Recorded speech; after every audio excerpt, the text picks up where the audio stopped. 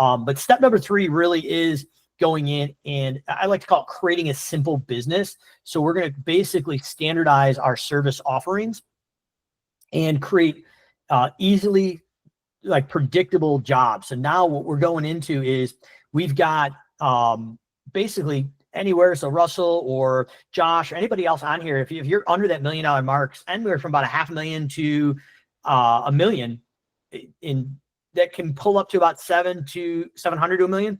We call this a stage 4 or stage 3 business. And what happens here is we go out and have to hire people we don't know. Those people inevitably between 4 to 10 employees, a ballpark, maybe a little bit heavier on maintenance, have to go out and do the work by themselves. We can't physically be on every job. So we have to create a simple business with simple services that can be literally taught, and we can go out and literally train them to that.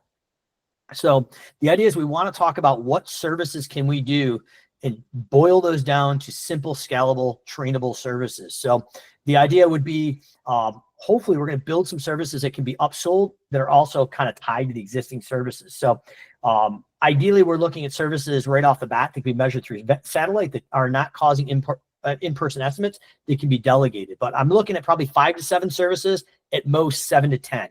When people come in sometimes to do these financial deep dives, just like Josh did, thankfully Josh didn't have this many services. I've seen companies with over 200 service offerings.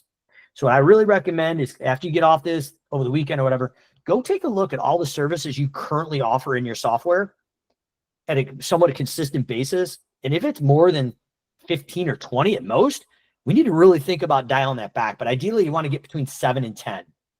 So a great example of 2 gateway services is mowing.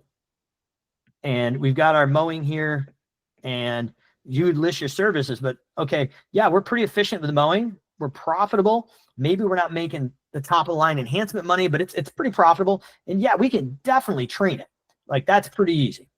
Our FERT, probably the same thing, efficient, profitable, and trainable. And as we start to go, we just kind of take a look at it and what's in place, what needs to be there. But let's take the fertilization example.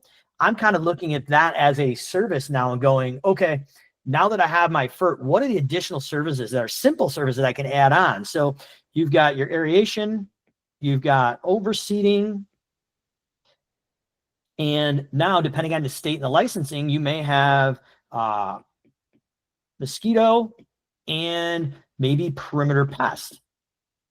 But I can tell you here, outside of these 2, the FERT, the mosquito, the perimeter pest, and maybe fire ant, depending on if it's a southern market or not, you can do a lot of these with the same crew, the same truck while you're there with additional maybe a couple $100 of equipment. That's where we're starting to drive profits.